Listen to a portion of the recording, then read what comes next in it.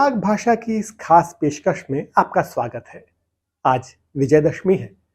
भारत में दशहरा कई जगहों पर बेहद खास तरीके से मनाया जाता है। दशहरा चाहे कुल्लू का हो या मैसूर का या फिर कोटा का, सबकी अपनी अलग अलग पहचान है।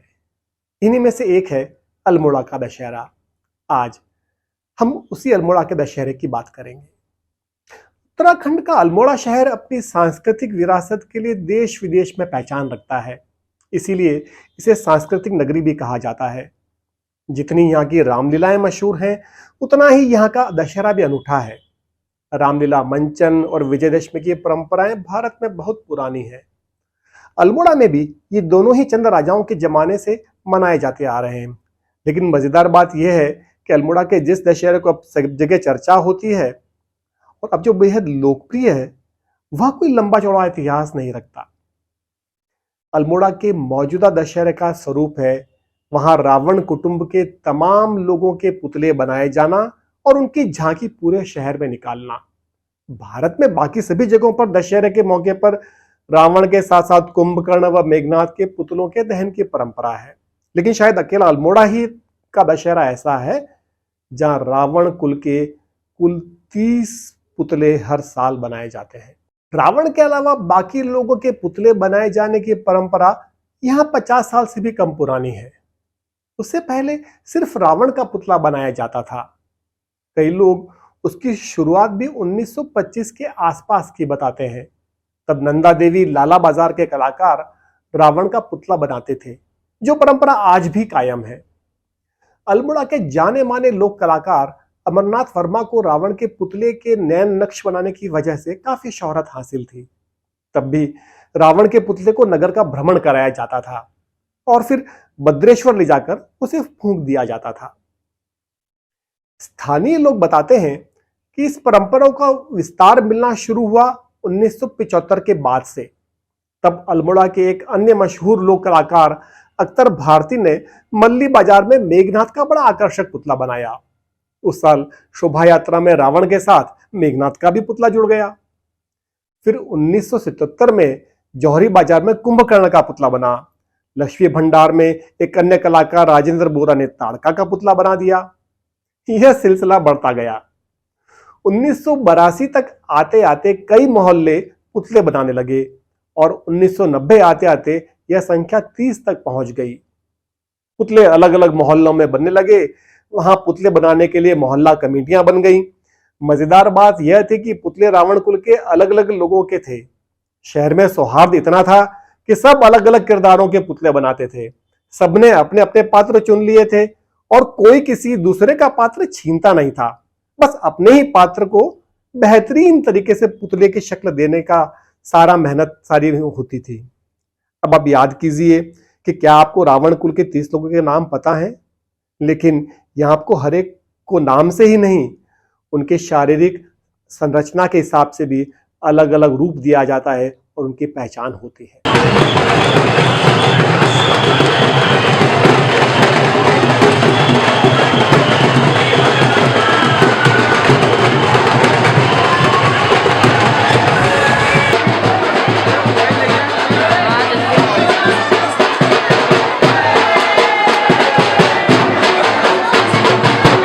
पुतले कलात्मक तरीके से बेहद सुंदर बनाए जाते हैं।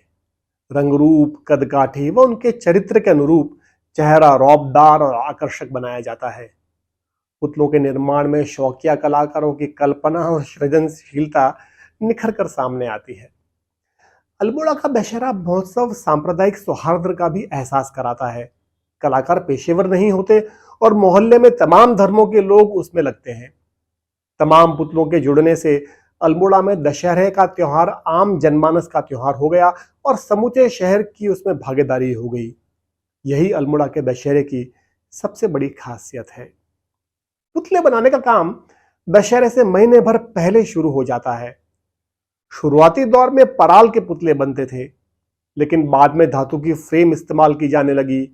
पुतलों में पराल भरकर ऊपर से बोरे सिल दिए जाते हैं और फिर उस पर कपड़े से मनमाफिक आकृति दी जाती है।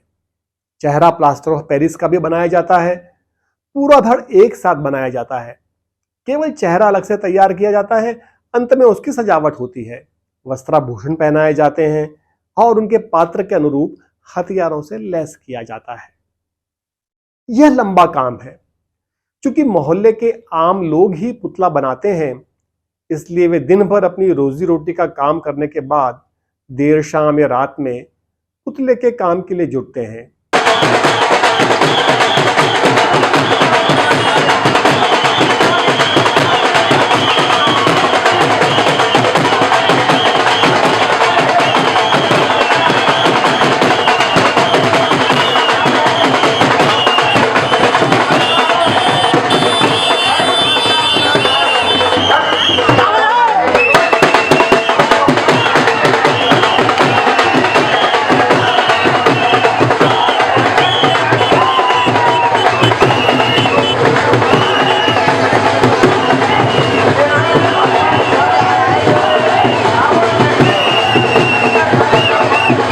मोहल्ले के किसी चौराहे पर पुतला खड़ा होना शुरू होता है, इसलिए यदि आप दशहरे से ठीक पहले के दिनों में अल्मोड़ा घूमेंगे तो आपको तमाम जगहों पर पुतले बनते मिल जाएंगे।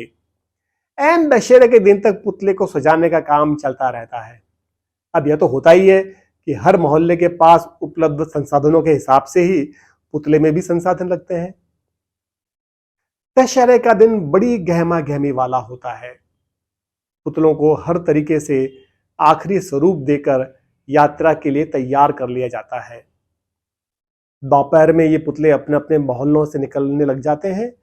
पुतला कमेटियां व मोहल्ले के लोग नाचते गाते बजाते पुतलों के साथ माल रोड पर टैक्सी स्टैंड के पास पहुंचते हैं। आजकल तो कई पुतलों के साथ डीजे व बड़े म्यूजिक सिस्टम भी चलते हैं। एक एक करके सारे पुतले माल रोड पर इकट्ठा हो जाते हैं। दोपहर बाद तक यह सिलसिला चलता है। सारे पुतलों के इकट्ठा होने के बाद वहां एक औपचारिक सा कार्यक्रम होता है। फिर वहां से इन पुतलों की शोभा यात्रा शुरू होती है।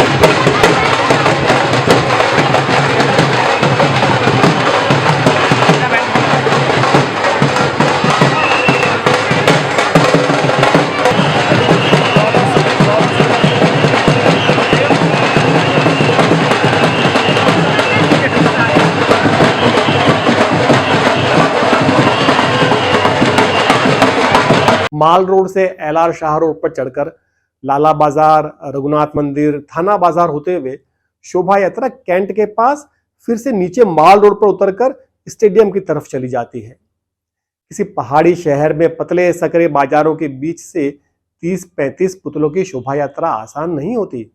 इसमें 3-4 घंटे आसानी से लग जाते हैं, कभी कभी ज्यादा भी। पूरे रास्ते पर लोग शोभा यात्रा को देखने के लिए जमा रहते हैं। दशहरे की शाम अल्मोड़ा में देखते ही बनती है। एक माह से चली आ रही गतिविधियों के यह चरम का दिन होता है, जिसका आनंद यहाँ देश विदेश के आए सैलानी भी देर रात तक लेते हैं। शोभा यात्रा अल्मोड़ा स्टेडियम पहुंचकर समाप्त हो जाती है। सारे पुतलों को वहां पहुंचते पहुंचते 9 बज जाता है। शोभा यात्रा के साथ साथ शहर के सारे लोग भी स्टेडियम पहुंच जाते हैं। वहां एक तरह से मेले का सा माहौल हो जाता है और उसके बाद फिर पुतलों को फूंका जाता है।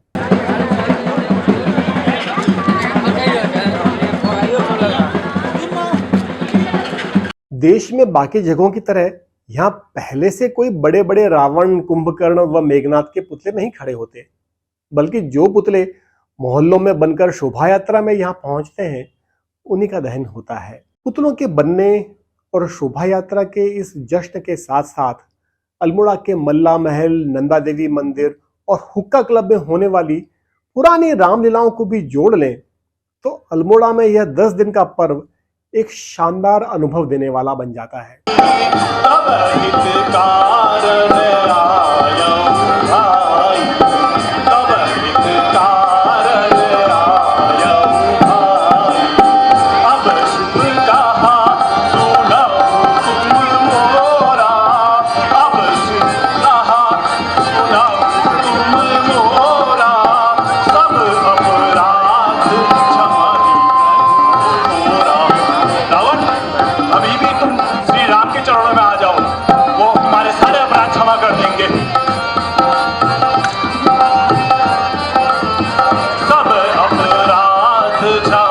अब तो पिछले कुछ सालों से यहाँ दुर्गा पूजा भी कुछ स्थानों पर भव्य तरीके से होने लग गई है।